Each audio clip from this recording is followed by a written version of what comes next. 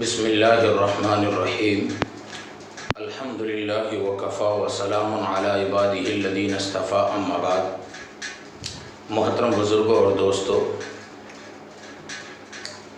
قربانی کے متعلق ایک مسئلہ جو کہ یہ ہے کہ جو شخص سعودی میں رہتا ہے اس کی قربانی کے متعلق، جیسا کہ ہمارے یہاں اور سعودی میں فرق ہے، ایک دن قبل ان کے یہاں عید ہوتی ہے اور یوم النحر شروع ہو جاتا ہے،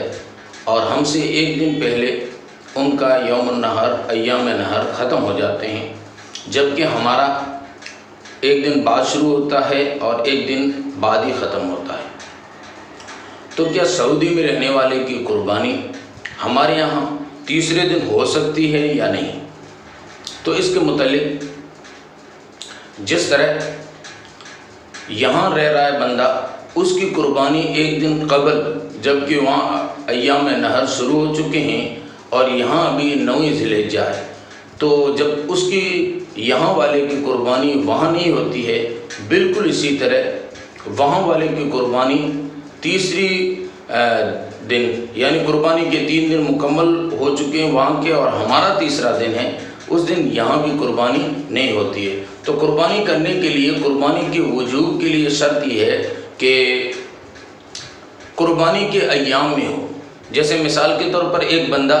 جو کہ 9 ذی الحجہ کو انتقال کر گیا، کیونکہ وہ ایام النحر کے اندر قربانی کے دنوں میں داخل نہیں ہوا تھا، تو اس پر قربانی واجب نہیں ہے۔ بالکل اسی طرح یہاں جو رہ رہا ہے اس کی سعودی میں بھی قربانی نہیں ہے، کیونکہ جب اس پر وجوب ہی لازم نہیں ہوا ہے، اور وجوب قربانی کے واجب ہونا جب لازم آتا ہے جب 10 ذی الحجہ کی صبح صادق کے وقت، یعنی صبح صادق کے وقت سے شروع ہوتا ہے اور 12 ذی الحجہ کی غروب آفتاب تک رہتا ہے۔ تو یہ جو 3 دن ہیں یہ قربانی کے ایام ہیں، ان دن کے اندر قربانی کرنی چاہیے۔ سعودی میں رہنے والے کسی نے اپنا وکیل بنایا اور کہا کہ ہندوستان میں میری طرف سے قربانی کر لو، تو ہندوستان میں اس کی طرف سے قربانی 10 ذی الحجہ اور 11 ذی الحجہ 2 دن قربانی ہوگی، اور تیسری جو 12 ذی الحجہ ہندوستان کے اعتبار سے ہیں وہاں اس دن اس کی قربانی نہیں ہوگی، کیونکہ اب اس پر جو واجب تھا وہ 3 دن مکمل ہو چکے ہیں، اب اس پر واجب کی قضا لازم آ گئی ہے۔ جب واجب کی قضا لازم آ گئی ہے تو اس صورت کے اندر اب یہ قضا کرے گا، اس کی طرف سے ادا قربانی یہاں ادا نہیں ہوگی۔ جامعہ کراچی کا بھی اس پر فتویٰ ہے، اور دارالعلوم دیوبند کا بھی مفتی حبیب الرحمان صاحب کا فتویٰ، اور اس کے علاوہ جامعہ بنوری ٹاؤن کا بھی اس پر فتویٰ ہے کہ قربانی نہیں ہوگی۔ اب اس کی ذرا تفصیل سمجھیں۔ کتابوں کے اندر جیسے کہ ایزہیہ کی جگہ کا بیان آیا ہے، تو پہلے اس مسئلے کو سمجھ لیں۔ یہ مسئلہ یوں ہے کہ اگر بندہ شہر میں رہ رہا ہے اور اس نے اپنی قربانی دیہات بھیج دی، تو دیہات میں صبح صادق کے بعد سے شروع ہے اور شہر کے اندر عید کے بعد سے شروع ہے وقت، تو اب یہ جو مسئلہ ہے یہ ادا کا ہے، اور جو پہلے جو میں نے مسئلہ عرض کیا وہ وجوب کا تھا۔ ادا کا یہ ہے کہ شہر والے پر وجوب تو لازم ہو چکا ہے، قربانی واجب تو ہو چکی ہے صبح صادق کے بعد، اب یہ ادا کا مسئلہ یہ ہے کہ یہ عید کے بعد ادا کرے گا، اور دیہات والا عید سے قبل بھی ادا کر سکتا ہے۔ تو اگر کوئی بندہ اپنا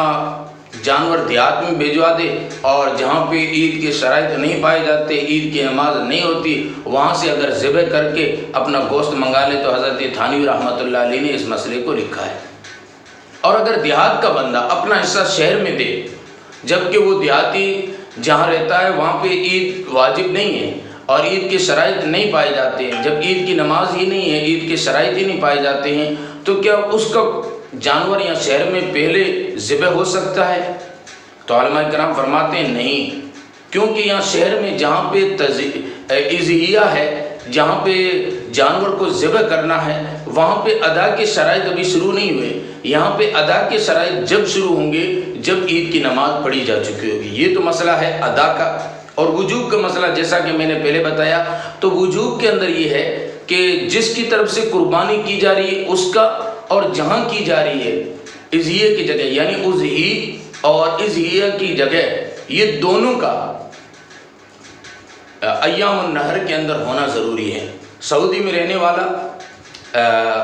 اس کا بھی ایام النہر کے اندر ہونا ضروری ہے، اور جہاں ہندوستان میں اس کی طرف سے قربانی کی جا رہی ہے وہاں بھی اس ایام النہر کا ہونا ضروری ہے۔ تو سعودی اور ہمارے اعتبار سے 2 دن پڑتے ہیں، یعنی ہماری 10 تاریخ اور 11 تاریخ، جبکہ ان کی 11 اور 12 یہ دونوں ساتھ میں ملتے ہیں۔ تو سعودی میں رہنے والے جو حضرات ہیں ان کی طرف سے قربانی ہندوستان میں کی جائے تو یوں کی جائے کہ ان دونوں دنوں کے اندر ان کی قربانی ادا کر دی جائے۔ دارالعلوم دیوبند